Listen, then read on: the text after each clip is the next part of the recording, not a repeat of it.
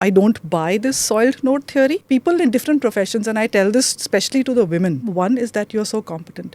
Two, you're managing the Indian extended family. Oh my God, if you can do that, you can understand finance. Banks will never do anything which will get them into trouble with RBI manifestly. They'll do a lot which gets them off the table. On the table, they will do everything to tick the regulatory boxes. An economy runs on liquidity. You need to have the markets working. You need to have banks working. You need to have money in the system. It's like oil in a car. You need to have it. Shaktikanta Das was like a rock in that time, and I was following it very closely. He would come onto television and say, we will do what it takes. To catch 10 people, you're going to inconvenience 5 crore people. It is this 20% TCS which is upsetting people. It's not the fact that credit card has been brought in. The credits go to the actual decision maker, so should the brickbats. I have 0 shares in my portfolio. I only invest through mutual funds because I know finance, and I think that understanding stocks and actually buying and keeping them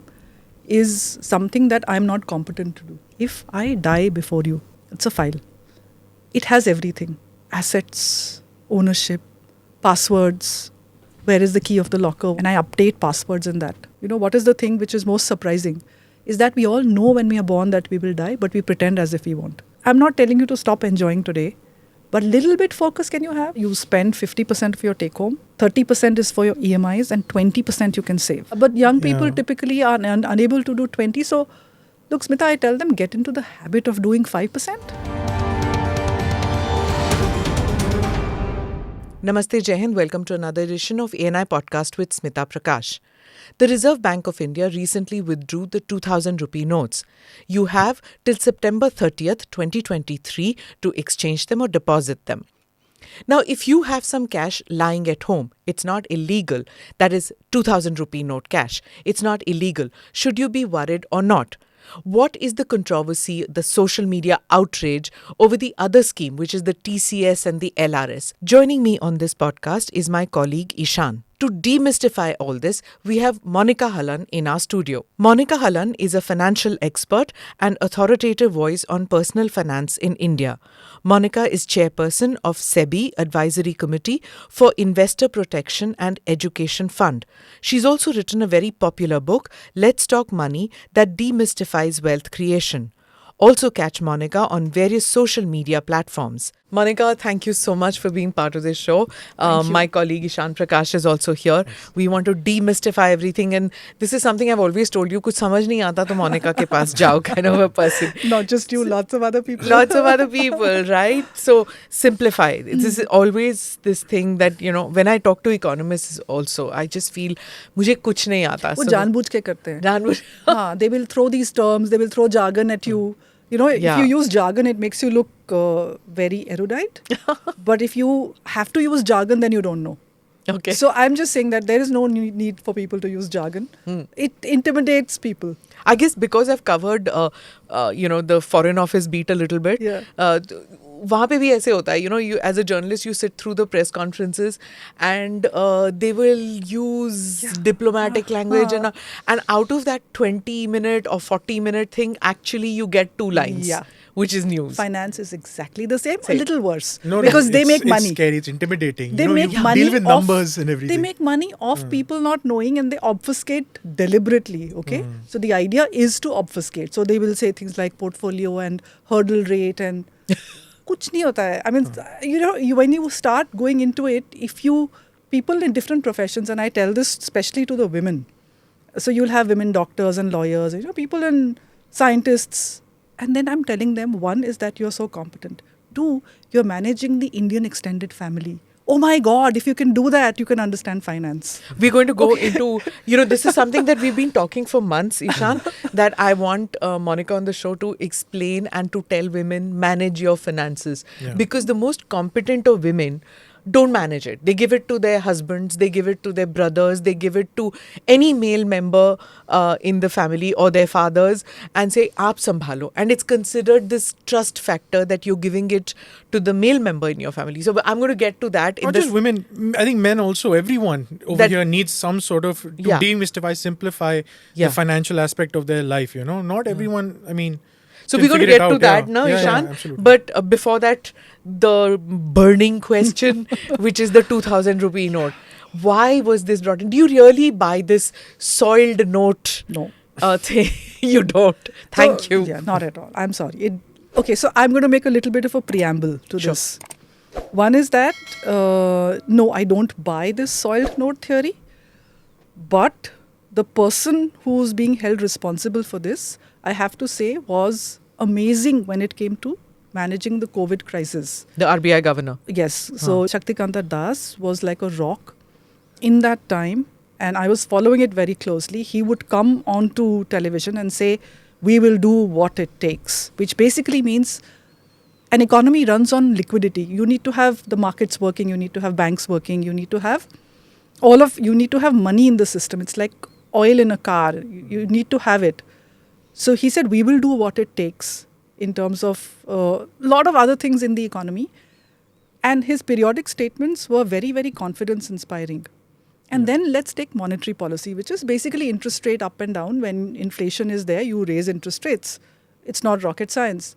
US Fed geniuses over there saw inflation last 21, said, oh, inflation to itna hota nahi hai, ab we've conquered inflation.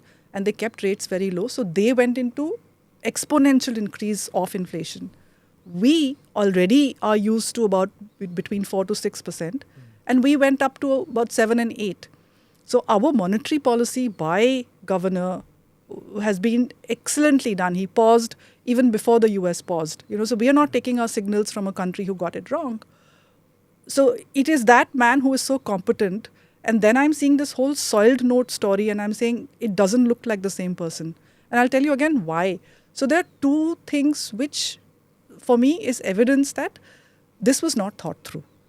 One is that you were saying that this is going to be legal tender, but we are going to put a 20,000 rupee a day limit. We are not even trying to catch black money. So their expressed statement is... That caveat is not there. Yeah, but if you are not trying to catch black money, this 20,000 limit, what does it mean? It means maybe it's a liquidity management problem. But let's see the execution of this. So how is a bank going to report that a person has come twice in a day or has gone to 5 branches or gone to 100 branches? So the idea was that one person should not get more than 20,000 rupees, right? Or change 20,000. So you give 10 notes and you get smaller notes. So I have seen the first RBI advice to the banks. That circular, which said that the existing KYC norms must be satisfied. Existing KYC norm is 50,000 rupees.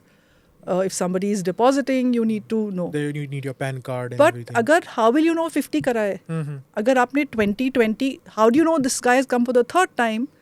So obviously the banks interpreted this to mean that the first 20 we will do your KYC. So they send those forms out. Then there was a Twitter uproar. So then the next day RBI sends out this one saying that no, you don't need to do it. Subsequently, I see another bank statement saying that para 4B of yesterday is now not applicable. Now you don't need to. That annexure which was there. So some banks did give forms out ki yaar, fill up your names, your Aadhaar and all that. But then later on, I guess the RBI also came and these banks themselves corrected. They said that there's no need for supporting documents. Basically make it a hassle-free thing where you just come in with 20,000, change it, go. So banks will never do anything which will get them into trouble with RBI manifestly. They'll do a lot which gets them off the table, but on the table they will do everything to tick the regulatory boxes. Ki humne kiya hai, dekho, sab theek hai. So it's not as if they were just trying to interpret this circular and they will err on the side of caution to say that agar RBI ne kaha hai ki KYC should be satisfied, then we will ask people to fill. So, and then when RBI comes out explicitly and says you don't need... Explicitly means second time, after an uproar.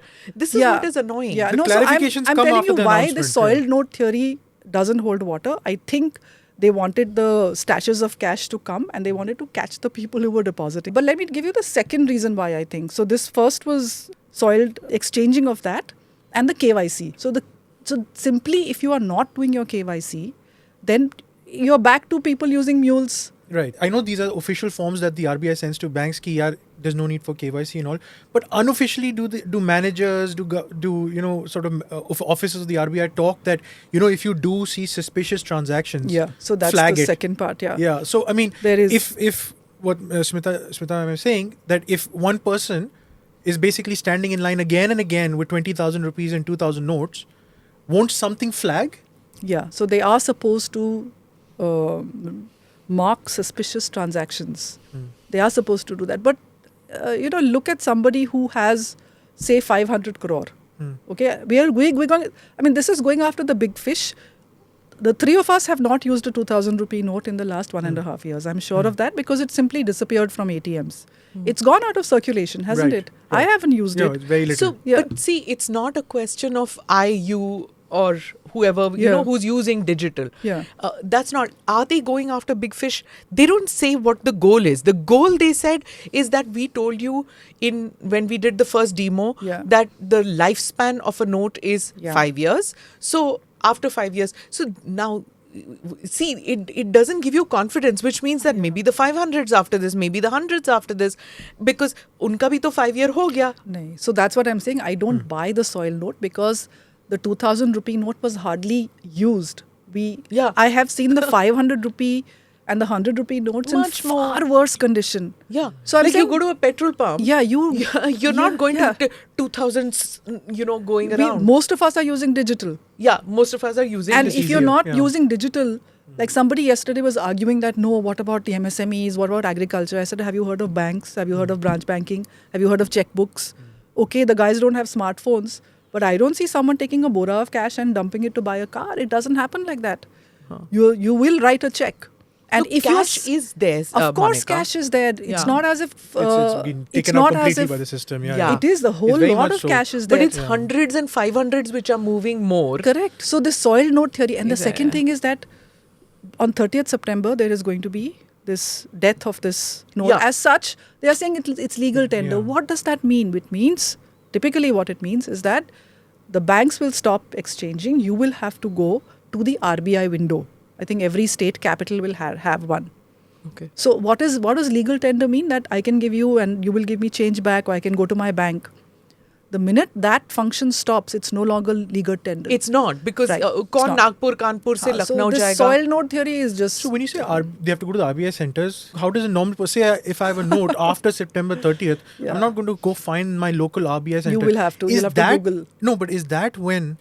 so these forms that the bank was asking, which was withdrawn, at that time, you go to the bank and I fill these forms in. So on my behalf, the bank will go. And then the bank will say, Hamara RBI said enough, our window is shut. So I have to go to you will, after demonetization, that's what happened, right? So after that date, there were people who found notes. So if you know the RBI in Delhi also, there were lines outside of long lines of people wanting to exchange. Okay. So that if people have, 4 months is a long time. Anybody who wants to exchange can. It's that off chance that you find 5 notes, somewhere in some old drawer and you want to do it. Then that window is there to go and exchange it from the RBI directly. My sense is after this uproar, they will extend this deadline. Okay. I don't understand this new argument that if I dislike this policy, I dislike the government. No. Can I just dislike this part and like 5 things others? Can I not? The way any critical thinking person should function. It's also true of relationships. Why are we why do we distance our professional selves from our personal selves? Do you say, usne jhoot bola tha, I'm not going to talk to him. That's not how we deal with people. And also, it's like, it's even when the demo first happened, when I was openly critical of demo, तूने तो cash जमा करके रखा होगा इसीलिए. So today also, if you ever voice your opinion against this 2000 demo, it is demo in a way. If you talk I think it's a partial demo. Partial demo, whatever you want to call it. It is demo after 3 months. So no, you're assuming that. It's not. They've not said it. It's still legal tender. But it's not effective. Smita is right. This is where I want to... She's absolutely right. I want to ask you a couple of questions on this. Now, we have seen currencies being withdrawn, newer versions of it coming in. So the US $100 note, right? It changed the look of it. Yeah. Then also the Singapore currency, they had a $10,000 note, they had a $1,000 note, which was withdrawn. Now, it still remained legal tender where you could go to the bank and say, I still have this, isko jama kara do. So Is that something that will happen to this 2,000 rupee note, the fate, where it will remain legal tender? That's how it's always been for all the other notes. That's what I'm saying. They've not thought this through. The minute you put a sudden death on 30th September, you are raising the heckles of everyone. Had they just said, we will slowly phase it out. So the idea, then it makes me think, was to suck out the cash ahead of several important events which are ahead in the next 18 months. So unfortunately, the needle is pointing there. Because otherwise you didn't need this 30th September deadline. आप बोलते ठीक है, जब तक you have a free hand in whenever you want, as and when you want, it remains legal tender. So what should people do? What is your advice? It sounds right now like they've prescribed chemotherapy for the flu. Yeah.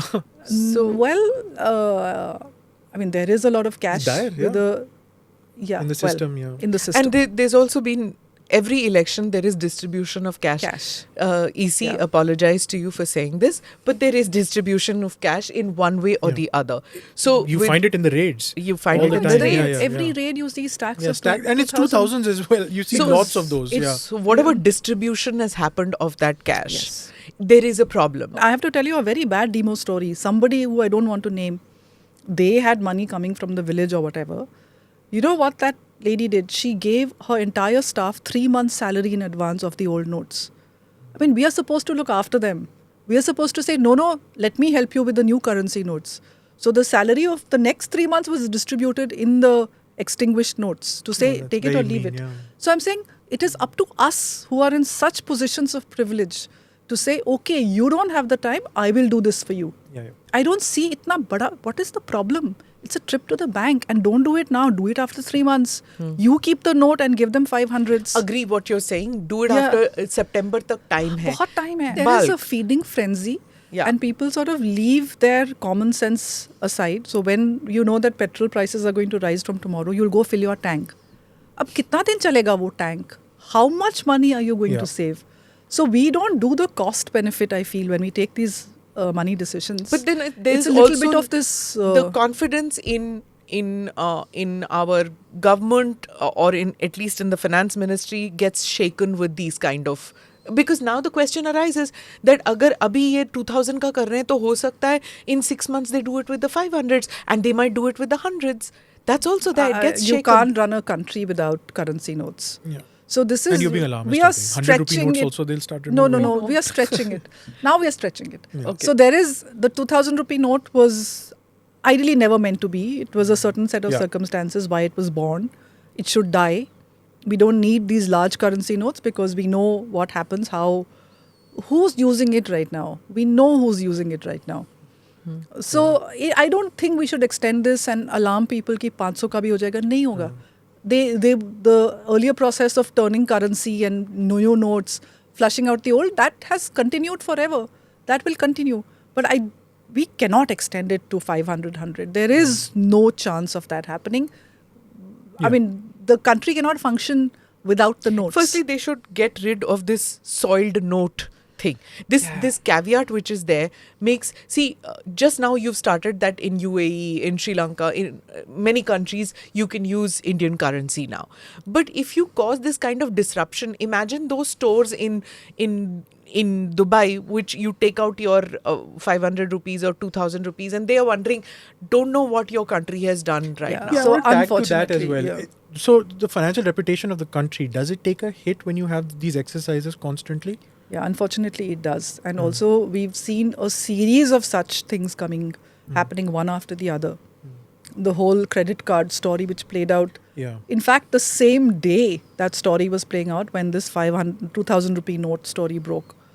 So again... Could you just explain that so that people who are not aware of it, what was the controversy, what happened? It is so sad. I mean, finally when you look at it from 35,000 feet, that to catch 10 people, you're going to inconvenience 5 crore people. So the story is like this, that there is something called, so we are allowed to take per person $2.5 lakh, $250,000 per year per person to spend abroad, to invest, whatever you want to do per person. So family of $4 million you can take. A year. So the debit card expense were part of that, the LRS. The credit card, again, error. They left it out. My Indian debit card, I could... International, you have to have an whatever international. I spend gets counted in that. 250,000 cap. That's right. So Okay. they had LRS is liberalized remittance scheme where you're allowed. Earlier, आपको $20 मिलता था. You know, in the 70s, people have these stories of. उनको approval लेना था RBI से. Yeah. So we have breathing in much better air. It's much freer. Yeah, more flexibility. But there's a limit because of capital account convertibility. We don't want to run on the rupee. Therefore, there are these limits. We are just emerging as an economy. So you need to put these controls in place. We don't want what happened to Malaysia, for example. You know, so you don't want stories like that to repeat. So this is prudent. At the moment, it's prudent behavior to have a certain limit. Okay. So you bring credit cards into it, and then you change a law, a rule which said that on these transactions, on the spending, there is a tax collected at source, which means that automatically tax cut जाता है. Cut जाता है, पर आपको जब आप tax return file करोगे ना, तो आपको वो वापस उसका सेट ऑफ कर देगा. So suppose you spend $100 and this 5 has become 20, so 120 gets cut. This 20 is tax, but when you file your tax returns, it gets offset. The idea was to catch people who were spending far beyond what their income tax returns showed. Yeah. Okay? So that's the intention of this. So what they did is so this rate was earlier 5%. They increased it in the budget to 20. Now they've included credit cards into it. The uproar didn't happen when they increased 5 to 20. It's happening now. Because people understood it now really what this 20% means. Your available cash falls to the extent of 20%. You will get it at the end of the financial year when you file your returns. Why have they done that? So that there are some people who were breaching this 2.5 lakh limit and they were spending a lot more. They're buying properties, they're buying all kinds of stuff abroad. On a credit card?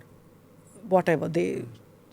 Credit card, they will have some way of transferring the money. Okay, whether it's a relative there who's doing something, we don't know exactly what they did, but they were breaching this limit. So they brought this into that limit, fair enough.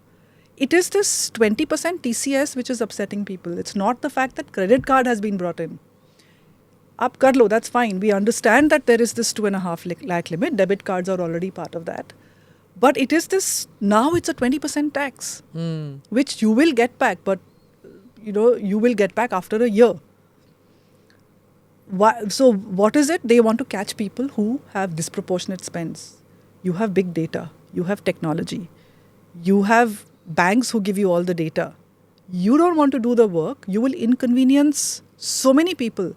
So you will have to keep records of every time you buy a coffee, you'll have to keep that record to show your CA.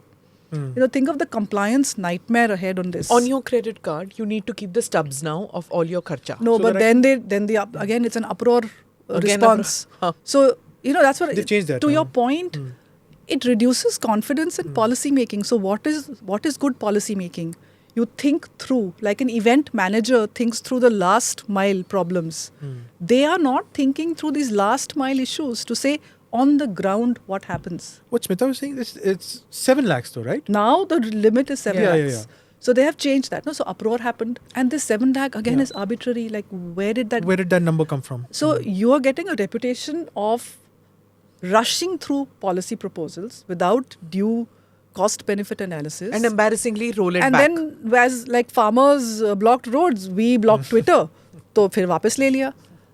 So policy is supposed to give you confidence. This bouncing back and forth is reducing credibility. I wish they would understand. It reduces your credibility as a government who's doing things. They've done fantastically well on many, many fronts. This is really chipping away at that credibility. Who do you put the blame squarely on this? Are these the bureaucrats who are just used to extra compliance, more regulation? Or do you think the actual decision makers who come up with formulate policy? If the credits go to the actual decision makers, so should the bureaucrats. Okay. It's as simple as that. Okay. You cannot, because that's the bogey right now. So if you are giving the bouquets to the decision makers, you give the bureaucrats to them. So this whole bogey that it's the bureaucrats, finally the buck stops at the leader. I think somewhere, this political decisions that were taken in the shroud of night, and like whether it was the Jammu Kashmir bill, whether it was whatever, the GST, all these, nobody knew. Not even, Babus in the finance ministry were aware of it. Very few people, 4 people knew, 3 people knew.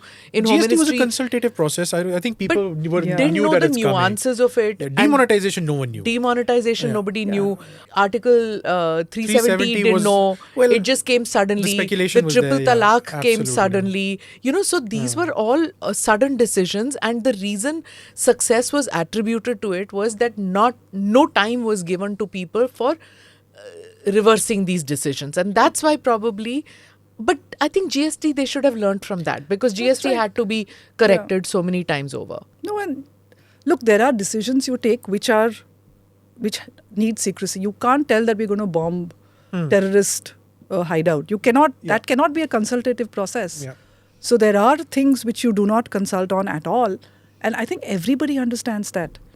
But for example, I'll take an example. I have worked very closely with the capital market regulator, SEBI. I've been part of their committees. I'm chairing the Investor Protection and Education Fund Committee.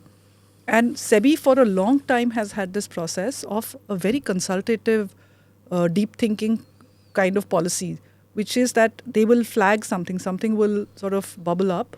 They have an internal data, they have a kick-ass data analytics team. They will write a proposal, a paper, giving costs and benefits, why we want to do this, what is the evidence. And then they have committees, they have I think at least 20, 25 committees which look at different parts of the market. And the committees are populated by people of the industry, observers, analysts.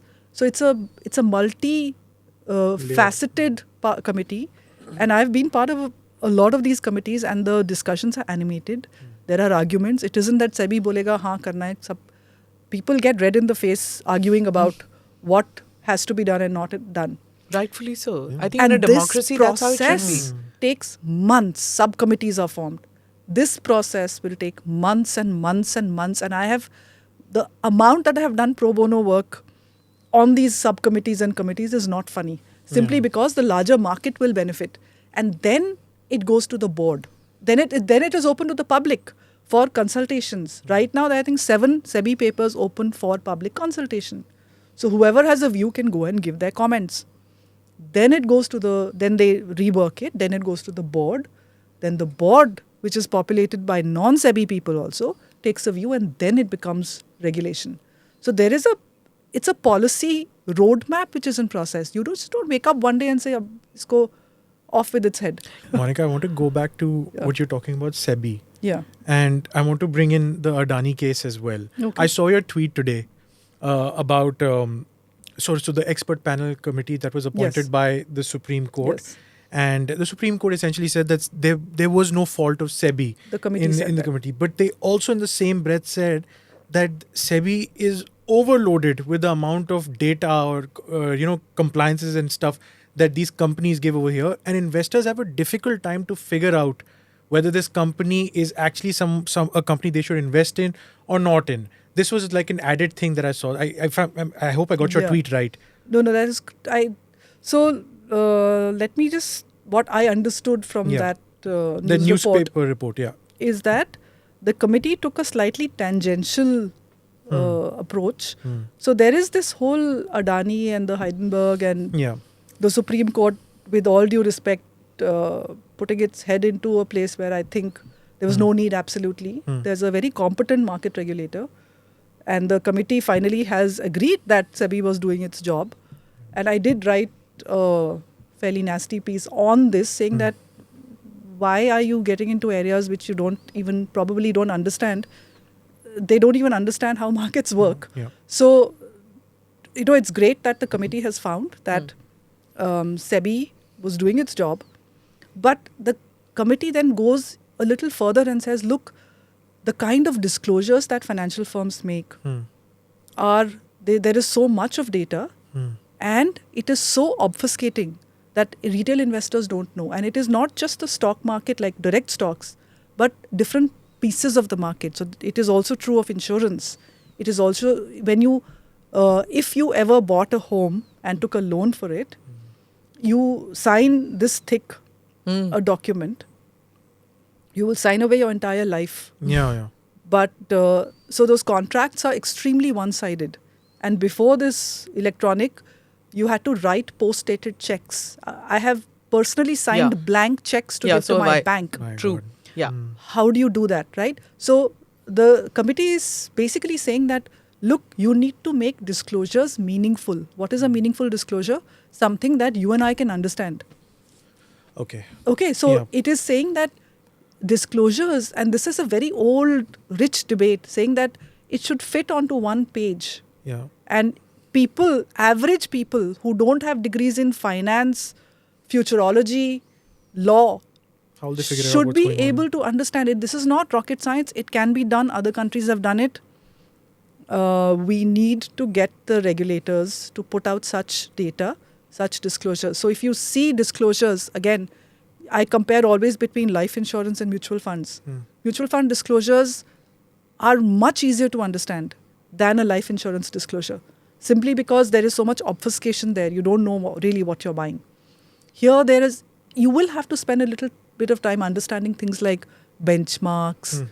Is my return higher than the benchmark? What is it that I'm really getting? What are the costs?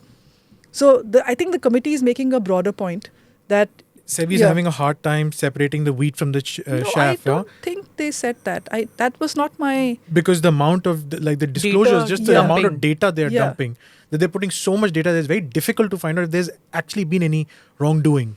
Is that the sort of summary in a way? I think it is more on the what is it that the company is disclosing. And the company has to disclose all of these things because there are analyst firms who are looking at that data. So summaries of those disclosures are available to investors. And anyway, people who can't read these documents should not be directly in the stock market. Do you know something? That after this whole Hindenburg drama happened, we saw a rush of retail investors in India coming in to buy. Our retail investors who are investing, some of them are so smart that they realize the companies are doing okay.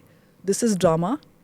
So there is data to prove that when this whole thing broke and the stocks fell, average retail investors got in to buy at very low prices. Yeah. So, if you are a retail investor, you have to have the capacity to go through this kind of data. Otherwise, you stay with products for you, which are mutual funds. And you're talking about the stock, the Adani stock in particular. particular. The Adani stocks. Yeah. Okay. So this whole thing that, we are protecting investors. Investors are smart. They went and bought when this whole crash happened. Yeah, I noticed a rebound today as well. No, today. Abhi to hua hai, when that report happened, February. Yeah, correct. February. Usme to bilkul niche gir gaya tha. And So they borrowed at a discount. So there is data. So SEBI puts out the data. It's possible to see that there was a lot of buying. Yeah, And this is not buying of large corporate groups. This is retail investors are defined by people who invest less than 2 lakh. And also, whoever's hearing this, we just want to make it very clear. Do your own sort of research.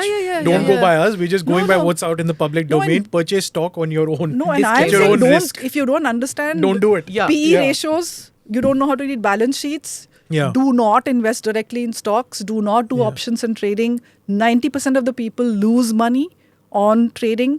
Do not go directly to the stock market. When you start swimming, you don't jump in the deep end. You please learn in the shallow.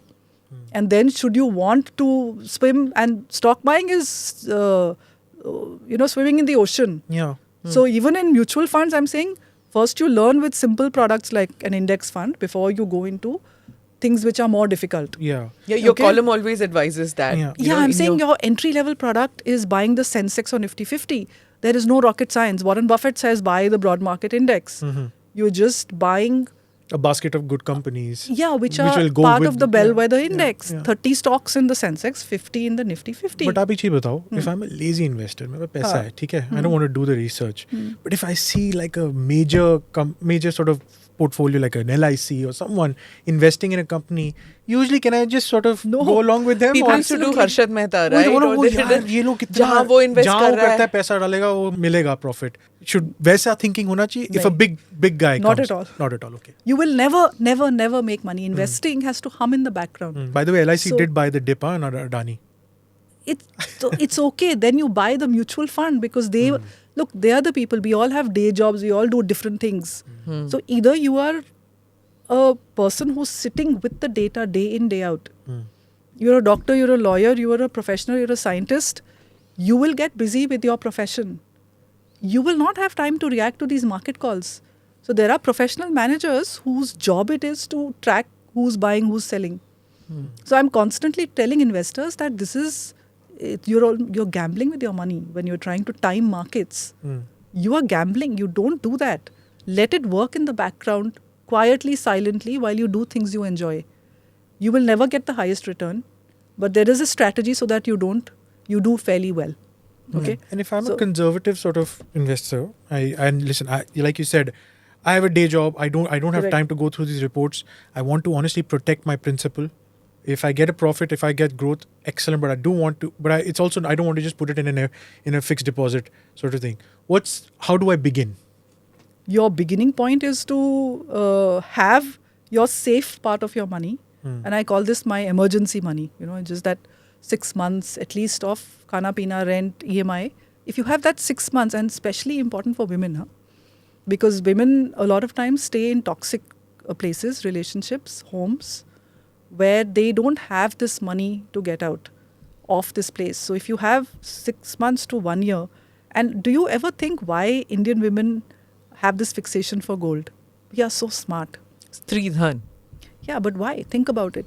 Yeah, because it was that if you're stuck in a bad relationship, the only way you can get out is with the gold in that you have stashed away. There is no money, there's no money. You don't have assets in your name. Yeah. So on your father's side, it goes to the son. Woe befall a daughter-in-law who asks for her share. Okay. So you are not going to have anything in your name. I mean, there are always exceptions. Okay. There will always be nice people. This has been an thing. But I have just seen so many stories that I always look at how do I protect the woman's interest. So that's why. So women have been very smart by collecting gold, and not for a moment am I saying that you continue doing that. But before you onboard modern financial products, don't let go at least of that gold. That's what I tell the women. That before you start, once you start understanding, so bank deposits is easy. But unless you understand mutual funds and start owning them, don't let go at least of the gold that you have. So you don't have this and you've let go of this ki gold kacha nahi hai.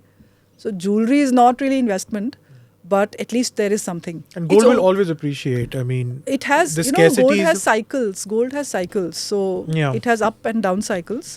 The over long return is about 8 and 9%.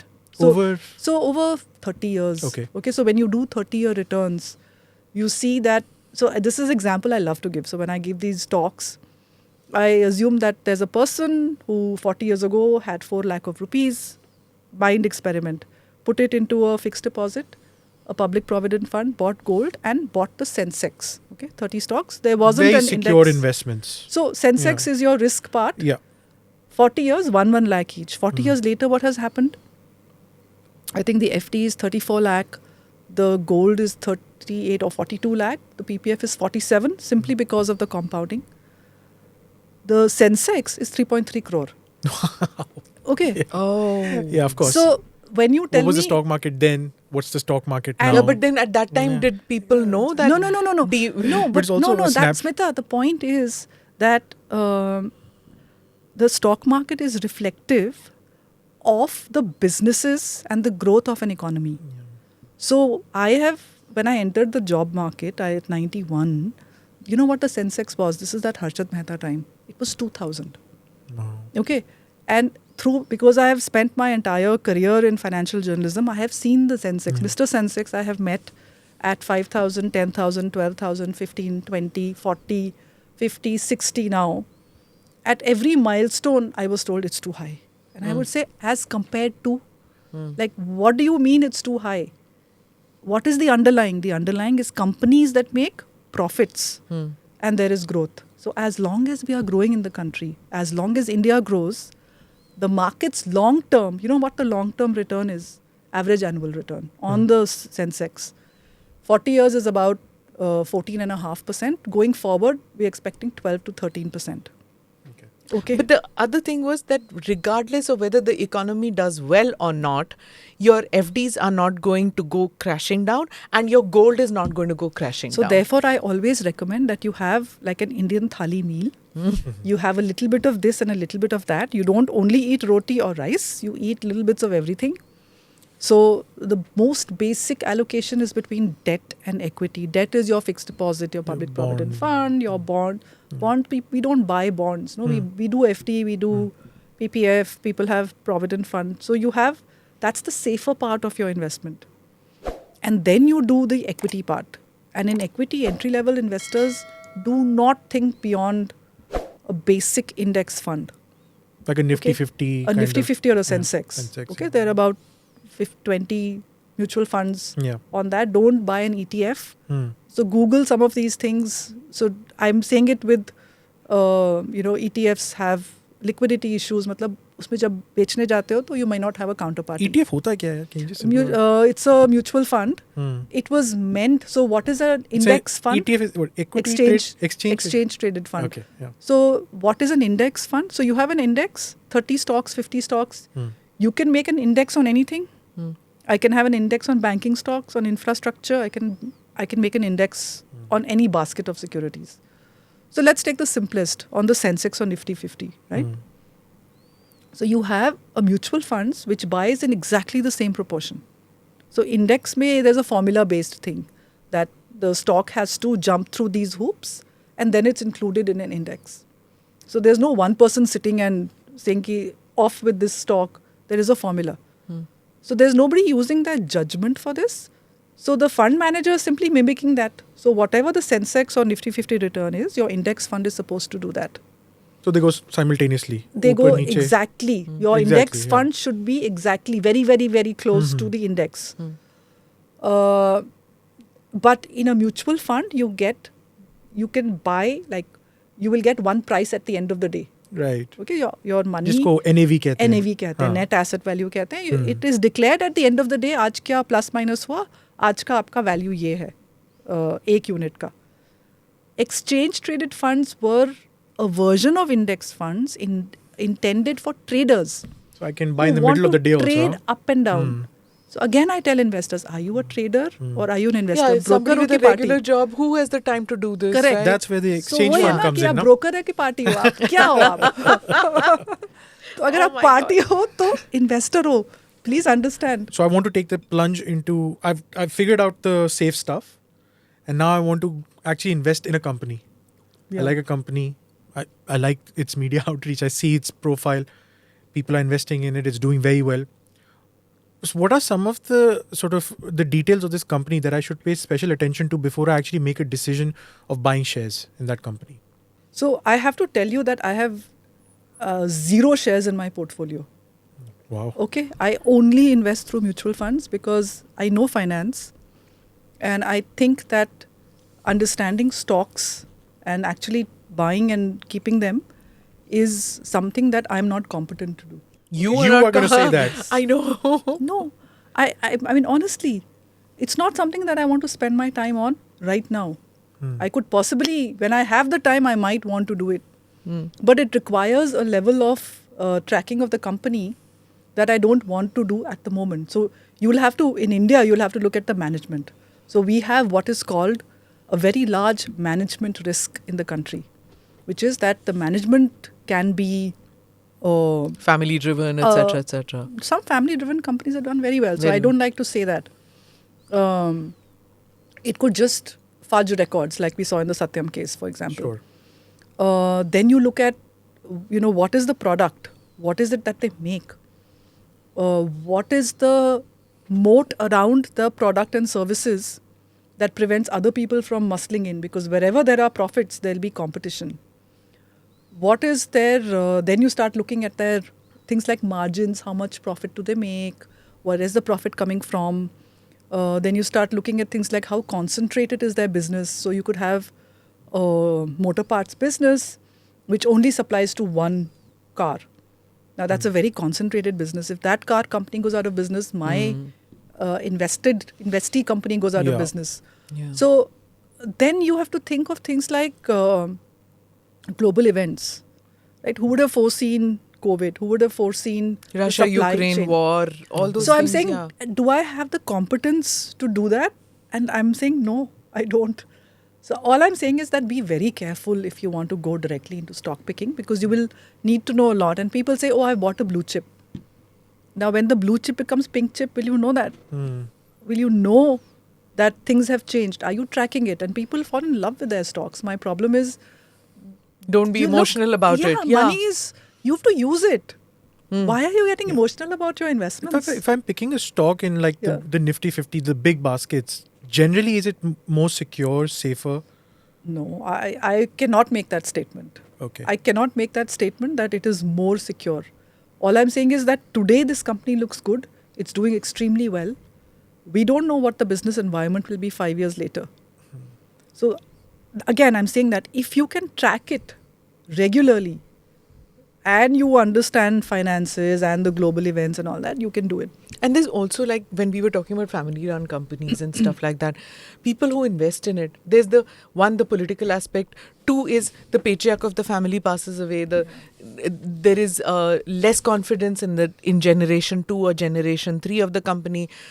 Then there is also that, say a media company, it switches hands. Correct. Then you don't have confidence in the new lot which has come in, or you have more confidence in the new lot. You didn't have confidence in the earlier lot. There's so many factors to it, right? And so again, this is a conversation. So the minute, in a party or something, people figure out that, oh, she knows a little bit.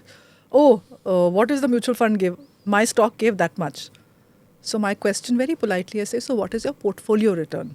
So एक तो stock नहीं होगा, आपके पास 5 stock होगा ना, तो portfolio return बता दो सबका plus minus. Total they are silent because जितना प्लस हुआ है उतना माइनस भी हुआ है. 2 स्टॉक डूब गए होंगे अगर 3 आ गए. So they don't never. So it's a very alpha male thing कि इतना it's a very male thing to boast about how much money you made. And I'm saying these are not conversations you have outside your wherever you're working. It's just investing. Why does it make you a big muscled guy? Because people start believing that, like, if I have a Reliance का share है तो मैं Reliance हूँ. I am. You may not be an Ambani, but you start having like I said, an emotional. एक share लेके you think वो it's कौन also है? glorified, na? It's It's glorified. a get rich quick kind of thing that, look at this, man, I had That 10 rupees, person- it became 100 rupees. Yeah. The stock popped in a way. Yeah. So I think if everyone it has that popped dream, up, na? it can. Yeah, so buy a lottery ticket, वो खरीदो. That's easier, right? You say. So I'm saying उसमें क्यों, why do you want to do this? So again, people have this whole thing that so I'm saying 100 रुपए investing का है ना, you have 100. 95 rupees you do safer investing the way that I tell you. 5 rupees पे you have fun. आपको crypto का nonsense करना है वो करो, आपको जो करना है करो, right? 5 rupees you have your fun, but 95 rupees you invest the way I tell you to invest, so that at least your future is secure. This 5 rupees may become 500, good for you. If this 500 becomes 0, you'll still be okay. Just don't do margin with this 5 Be rupees. prepared to lose that 5 rupees. हाँ, and don't do margin. मतलब उसको leverage मत करो 5 को. Yeah. 5 को लेके it borrows 20 and then. So don't do that. Let's go to the 2 points. One is for women investors. I began by saying this, that I wanted you to give advice because women tend to be झिझकते हैं. They don't want to deal with it. One, because from childhood it was like you're told that finances are managed by the men in your family. So the assets, you don't ask for them. I'm sorry, I'm cynical. So you don't ask for the assets then. Yeah. So there's one about that, your advice to women, and 2 is about youth. Many people, live to eat to live wali baat. The same thing. You earn and most of it is already spent by the time you get the money. Correct. So these 2 aspects for the youth and for women. So with women, I always say put on your money oxygen mask first.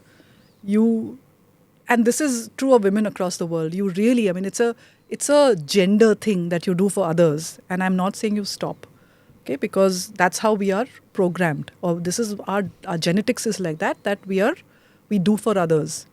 But when it comes to money, I'm saying put on your money oxygen mask. Find out where are the assets of the house. Are you a joint owner in those assets? Because in India, you don't have something called community of marital property, which means, like I think US has that, which means that assets built during the tenure of a marriage are split half and half. In India, the asset belongs to he who pays for it, in whose name the asset is. So if you have assets built during a marriage, ensure that your name is on the asset in whatever proportion. Okay, so women need to know what are the assets, is her name on the assets, and she needs to start taking more of an interest in the flows of the money. What happens typically if both are working outside the home? So all women work. All women work inside the house. Some of us also work outside. So for those who work outside, the burden is far too heavy because typically, Indian men share. They help, they don't share. They help with the work, but they don't share. So sharing is very different. Not all. So, okay. Present company exempt. Okay. There's kids, then there's no time. Yeah. The one job that the man takes happily is money management, and that the woman gives because she has no time. I'm saying, let not the laundry be done for a week, let not food be done for a day, you order out. But this is not one job that you give away. You have to start asking questions. And if your asking questions starts to get heckles up, please treat it as a red flag.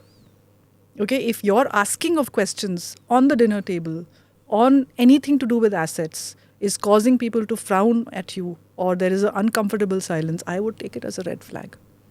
I have to look after my interest also. So I'm saying women need to really be part of the financial in most discussion. homes it's like तुम्हें पता भी है कि कैसे आप बताओ मुझे. Exactly. So you tell me if I don't know. So let me flip this. Okay, it's this uncomfortable so let conversation. me flip this. I'm saying I am the one who looks after money in my house, extended family. Okay, so my husband gets a free ride. Okay, he's like, I'm saying, the luckiest guy. Tax bhi bharti hai, usko pata hai how to do taxes. So what is my duty of care? Again, as a woman, what is my worry? That if there was a sudden untimely death, which I get hit by a truck, how are they going to figure out what I have invested in and where the money is? So I have a system, and it sounds really bad, but I think everybody needs one. I call it, if I die before you file. Okay, if I die before you. Yeah. It's a file. It has everything.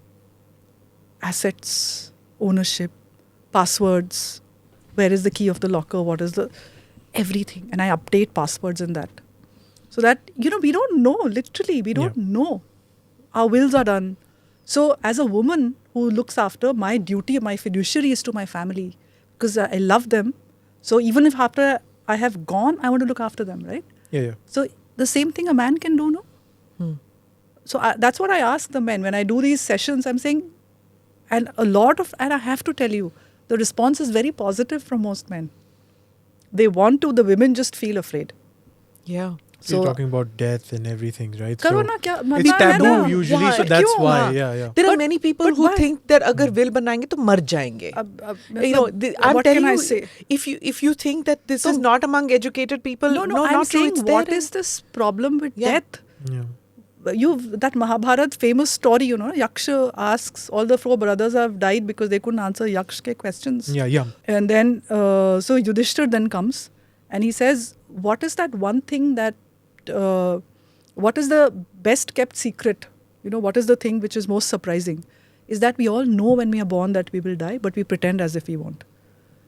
So it is that I don't understand this emotional outburst. See, my grandfather worked in the finance ministry in government of India from independence and post-independence then, right? I mean, with the British government and then with the new Indian government.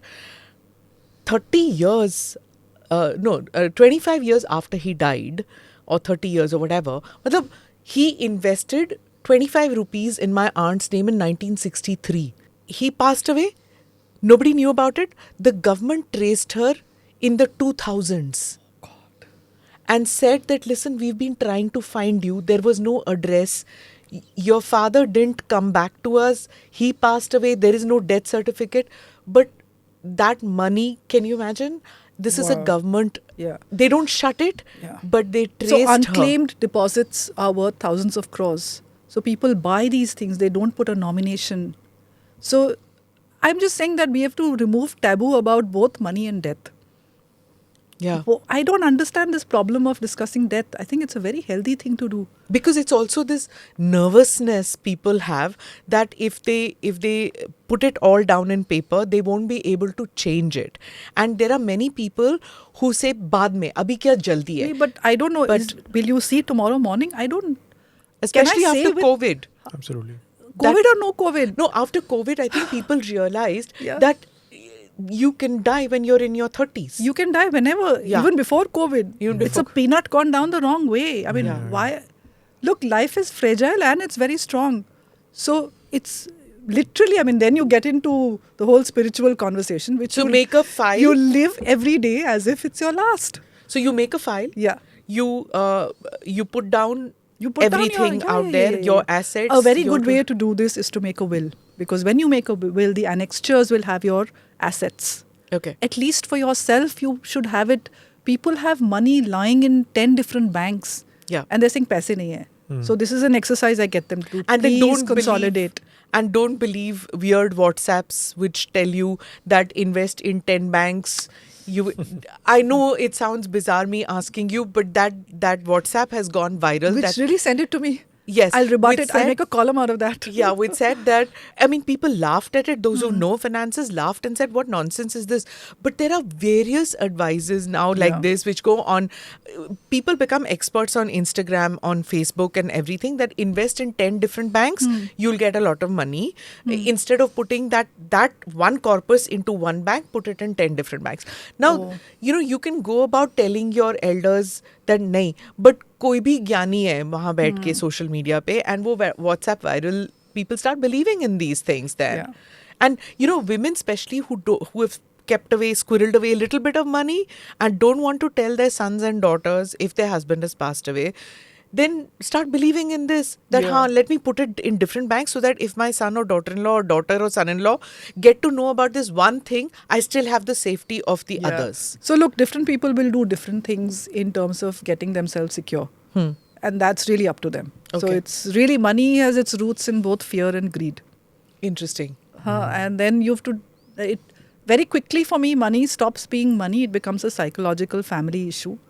And unfortunately, it doesn't change generation to generation. The fight over assets that we see, at my age, my cohort has parents whose intergenerational transfer is happening. And the stories just don't stop.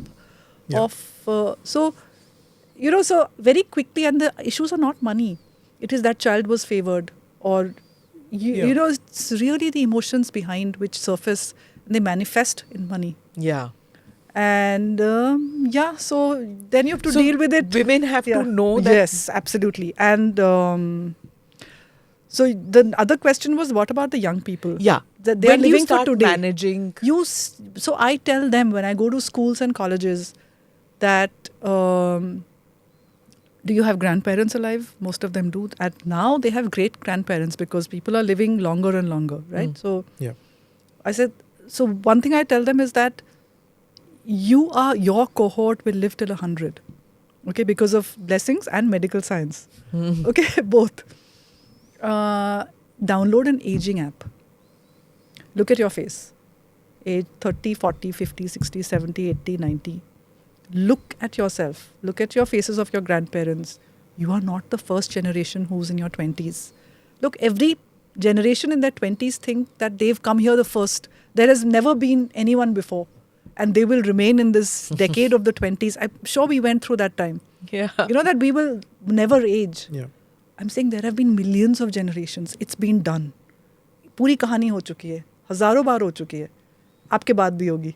So understand that you have this brief moment here, and your next 25 years is where all the drama happens. From your 25 to 40 is where your drama of life will happen. You'll get married, you'll have kids, your career has to happen. It is this time that you have to make use of to plan for the rest of your life. How long that rest of that post 50, 60, 70 is going to be, we don't know. But do you want to have more life than money? Yeah. So you have to, I tell them, I'm not scaring you. All I'm saying is be prepared to live very long. And it may not be this chilling out on the beach story that you want to believe today. Because this factor, we are labor, no? Factor production labor है ना. Yeah. वो बूढ़ा हो जाता है, unskilled हो जाता है, बीमार हो जाता है. A lot of things happen to us as... wear and tear. Absolutely. Yes. So there could be a time when... We're a depreciating asset. We're a depreciating asset. So there may be a time you can't go to work, you're outskilled. AI is coming. So I'm saying, I'm not telling you to stop enjoying today, but little bit focus can you have? Just how a little much bit. percentage should, on an average? Okay. So, like of the course, rule- everybody gets different salaries. very and- broad, big picture rules are you spend 50% of your take home, 30% is for your EMIs, and 20% you can save. Okay, of your take In home. an ideal world. In an ideal world. Yeah. Rents are getting young- more and more expensive. Yeah, but young people Yeah. typically are unable to do 20. So, look, Smita, I tell them get into the habit of doing 5%. So it's a habit. But save. Definitely save. Save on every month's Yeah. salary. Yes. So even in if you the can West, do... you're seeing a lot of people maxing out their credit cards and Yeah. all that Yeah. because of sort of over Yeah. expenditure. It's not just Consumption West, patterns it's are even changing. in India. Consumption patterns are changing. yeah. So I Yeah. guess it's very timely that Yeah. the, that we should... the we ethos should of saving. Yeah, we there should is- see what has gone wrong with that society in terms of... They're just compulsive buyers, Yeah. you know. So you see some of these Netflix shows about money and like I actually met a woman... I was at Yale many years ago for a fellowship, one semester. Met a lot of people. A woman, immigrant, Asian, doctor, just moved into a larger house. Husband is there, no kids. So I said, why do you need a larger house? Oh, because we have so much stuff. I said, what kind of stuff? No, we buy lots of stuff. Like what? Oh, I have 50 pairs of boots. I said, 50? Like, why 50? But I wear only the one I'm comfortable in. So I said, when you go from 49 to 50, why do you buy the 50th? Oh, because I don't have that one. So, this, it's almost this consumption. And there's no fear of debt. This And is where something which I do don't... those boots go? Those boots go into the garage. Into a larger... How larger, many... Every American home that I have gone to, the garage is not just for the car. It is garage and storage. No, There Smita, are it's worse. storage They and buy storage warehouses वहाँ डालेंगे to सारा. put that. and they put their extra stuff there. Yeah. So I'm saying to the young people that... Doesn't we stop there? The 2008 financial crisis is Yeah. an element of that as well, Yeah, right? yeah. Yeah. To basically buying homes that you can't afford and debt ke upar debt Yeah, karo yeah, and the whole bubble comes blowing up. Yeah. And this is where also the organizations, the banks, Yeah. they're the ones who actually fuel it as well. Yeah. And Where it- does the buck stop? When do people say that, hey man, you can't afford this? एक ये Yeah. 5वां credit card मत लो. मत लो. आप नहीं दे पाओगे Yeah. पैसे. India में ये protections हैं. No, not in terms of... Like the banks will give me a credit card even if I can't fill up the... will they know that we are not they able will. to pay? I think our KYC, we are... See, our central banker is very prudent, and we began this conversation by Yeah. me saying lots of good things about Yeah. RBI. We can come back to it now. We can come back and say, Yeah, look, yeah. we have a lot of prudential regulation in place where Yeah. this will probably get flagged. That Okay. you are giving too much credit to somebody who's not credit worthy. Hmm. So America doesn't like regulation. Look, essentially in DNA, it's like a cowboy world. Super no? It's capitalist, like yeah. Also like guns and horses. And, there is this Yeah. whole thing of, we don't like regulators. We are a free market. But free market is based on a lot of other things like disclosure, like good regulation in place, which they don't like. Free markets without regulation is what you see, blowouts regularly. So it's not going to happen here the way that it's happened in the US, but there is a section of the youth who is taking loans on these apps. Yeah. A lot of these are Chinese apps.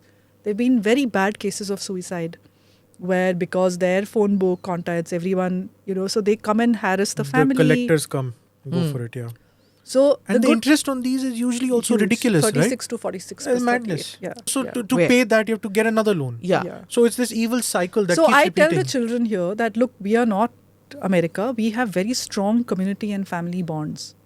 So you promise to your family that you will never take this loan. Ask them to help. Because, they are on a suicide cycle.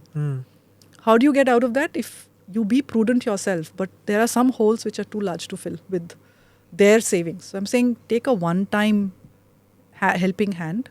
Tell them, go and talk to them. Go and talk to whoever will talk to you. And promise never to do it again. So, the good thing about our country is that those bonds and relationships are very, very strong. So I'm saying use that. Monika, I want to talk about, we talked about the dark side of the American economy, but the fact is it is the largest economy in the world. Every country sort of aspires to reach that. We're also climbing the ladder. Should the world start believing the hype now? About? India and its ascent. We are, we've got our basic issues sort of just covered of toilets, drinking water, electricity, roti, roads, kapda, ports. makan, bijli, sadak, pani. We are a long way from middle income. From being, having heft in the economic part of the world. So there is huge political capital that Prime Minister Modi has managed to get. It is very personal to him. Okay, that he's respected, he's loved, when he goes, the world leaders look at him with very respectful eyes. But in terms of the Indian economy, what are we part of the world trade? It's not even a 2-digit number, right? It's a single-digit number. Our exports to the world. Goods, services is a little more. So we are far away from making a significant difference in the global economic space. In terms of sheer GDP power, from 5 we'll become 3. Yeah. But I think the relevant number to see is the per capita income. US is at 60,000. Germany is 40,000. We are at 2,000. Okay, that's my gap. That any meaningful discussion on India becoming a middle income country will depend on how we can grow this 2 to 5 and then 10 and then 15. I may not want to go to 60 because we see with our population, is that even like realistic? Yeah, so at 60, I'm saying you need to have a very different way of thinking about wealth. Because when you get at 60, your next generation has no problems. And we're seeing what wokeism is doing to the US. Okay, their headwind, according to me, in this whole wonderful tech AI story is the wokeism, which for me is a headwind in America. If your next generation is going to grow up confused, what is that debate? It's a debate. They're debating gender on children. Which toilet to go to. That kind of stuff. Is that, so those are so what worries your next generation? And that defines the country's future. So unless they open up the gates for skilled immigration, the generation down, I would worry a little bit about the maintaining this pace of growth for that country. And for India, I think we've got a very good momentum going with economic growth at the moment. We just desperately need reforms. More reform. Size of our population, then if you just compare it, I guess our competitor would be then China. If you just look at it, just sheer numbers and per capita. Right. So that would be our... That's right. So all I'm saying is there is huge reason to celebrate in India today. At least we've got this basics largely covered, which should have happened in the first 60 years. Unfortunately, it has not happened in the first 70 years. It's happened now very quickly. The growth has got collapsed into these last 8 or 10 years. The next stage is very important for us. The growth has collapsed in the last... Growth of collapsed into this... Within these 8 years, there's been an exponential amount of growth. So this long trend line has collapsed into a sharp rise in the last 10 years. Right. Not that the economic growth has collapsed. Yeah. Not at all. This should have been a 45-degree upward trending line of water. Just a steady over the years, it should have been like that. It was a low 20-degree. This would have taken us another 30 years to reach, which has happened very quickly. Okay, so we've got this thing covered. Now we need to do next reforms. Agri reforms, unfortunately, that would have been a multiplier. Yeah. And we come back to that discussion that it's unfortunately becoming a government which is responding to street power. So what we've seen with the 2,000 rupee note is street power on Twitter. With credit card is street power on Twitter. And the, whatever the social media outrages. We are seeing the government blink in the face of this outrage. Agar aapne kara hai to rakho usko. Why are you backing off? And the demographic dividend, I want to come to that also because you open any international newspaper, they say the same thing. The young population of India, they need jobs. And I think 26% of the population below 14 years, 67% is between 15 to 64 years, which you were talking about. That 15 to 64, even at 64 tak to kamai nahi hoti. But if you see that age group, and that's where, you've got to think. And our aging population is less compared to Europe. I think we are at 7% or something like that compared to Europe, which has got huge aging population, and that's a problem for them. Now, this age group where, you need to provide jobs, do you think that we are on track for that? We have a once in a country's lifetime chance at the moment of doing this. And if we don't, then we'll remain a low middle income country. And the bottlenecks, as I see it, is really the bureaucracy and the judiciary. So we need reform there. Because for the first time, and I have sort of been part of this whole economy discourse and financial sector discourse the last 30, 35 years, I've never seen political will the way that I've seen it with the Modi government. So there is political will, there is a desire to make change, a genuine desire to make change. But you need the other parts to also march along. Desire and hope se nahi hota na sab change. हाँ, so जितना हो सकता था वो काफ़ी हो गया है in the basic services. Now you need those agri reforms. You need next generation reforms, this whole ease of doing business. So the bureaucracy, unfortunately, is just stopping the wheels of progress. And I mean, the stories that you hear, it's still costing businesses 10 to 15% of the project cost in bribes. This is an election year. Yeah. So what do you think the Modi government sort of macro policies will be going forward to? I mean, from everyone, like outside, like the IMF and all, just keep harping about the fact that India is the bright spot. Correct. Chances of recession in India are not as much as where in other countries are. So just going off of that, what do you think the policy will be like? You know what, Ishan, the government displays very different behaviors. So this was a pre-election year budget where we would have thought government going into election might have given a lot of freebies. Even before the UP election last year, they had said they will. And my understanding is they're not going to do that. In fact, they've gone on tightening the noose around the middle class. Right? So they are not doing the typical things that governments in a pre-election year do. So they're making the right calls in this way to keep the finances very, very safe. So you don't want too much borrowing, for example. Like if you borrow too much, then your interest payments get too high and all of that. So they are being very, very good on keeping the macro story going.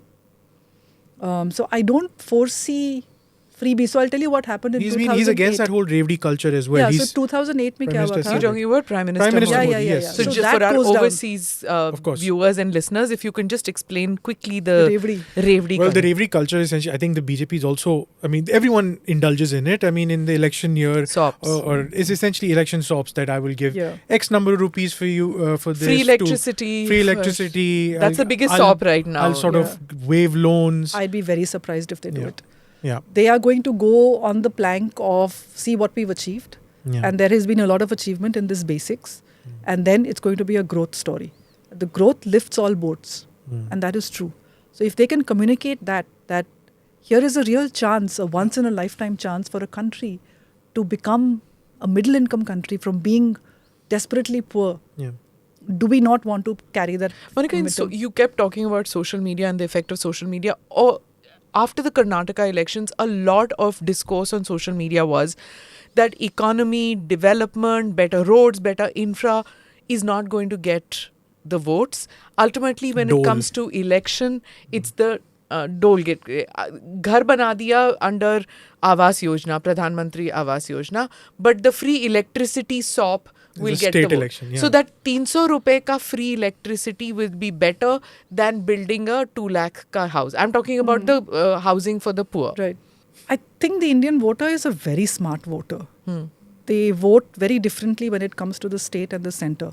I'm not a political commentator, but that's what I understand.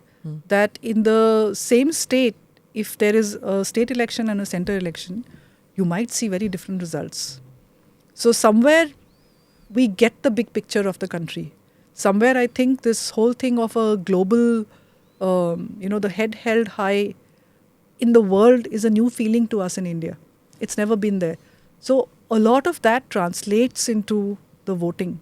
And then, of course... so you don't see that several state elections plus the national election coming up in 2024 negatively impacting on economic reforms and on the policy making? I would be very surprised. I would hope they don't blink on this. The burden on the exchequer would be a lot, right? Yes, and we have not seen the kind of problems that the West is seeing. Yeah. We are in a good place. So it would be very, very sad if they gave in to... And finally, what can you give? Your borrowing is still there. Finally, who will you give to? Jisko nahi doge, wo gussa ho jayega. So like Biden, what did he do with the student loan in the US? You know the story. He gave waivers to a set, basically the students who had loans. So the criticism was that you've given a waiver to people who are already privileged because it's those privileged who actually go for higher education. University, yeah. The students are very unhappy ki itna kam diya. So it's a very difficult thing. No one is ever going to be satisfied. They did the same thing during COVID as well. They basically gave out dole, so much. Essentially. So therefore, you have the problem in the US. People not wanting to come back to work. No one wanted to come back to work, essentially. One job. There are 3 jobs open for one person today in the blue collar, the service industry. So the criticism is that America and all the other countries, they sort of went ahead for the demand side stimulus packages. But in India, we only focused on the supply side. Correct. Good old fashioned Reaganomics. Get the industry strong so that the benefits will trickle down. It to wasn't people. even trickle down. So the finance ministry had a very sound logic to say, I can stimulate demand, but with the wheels of the economy stopped, I can't give you the supply. So how does it help me to stimulate demand today? Right. So they held their firepower dry till the end of the till supply came in. Yeah. So what happened in the US was that they kept buying because they got free money. So it got prices up. So there's a Inflation new term kept there. going, It's called greedflation in the US, where so inflation is equal to wage increases plus company profit. Yes. So some profits have increased because of higher input prices, and some have increased because everyone's raising. There's huge demand. So their margins have grown. Yeah. So the inflation in the US, so wages are not going up. It is this companies who are but taking... discretionary spending has gone up because I have all this cash now, which I'm getting from the government. So again, coming back to the political point, I would be very surprised to see a major... Something like this will not happen here. I certainly hope it doesn't. Right. On that note, thank you so much, Monika, for spending time out here and demystifying very complex issues for us. Thank you so much. Thank you. Thanks. Thank you. Thank you. Thank you for watching or listening in to this episode. Do like or subscribe on whichever channel you have seen this or heard this. Namaste. Jai Hind.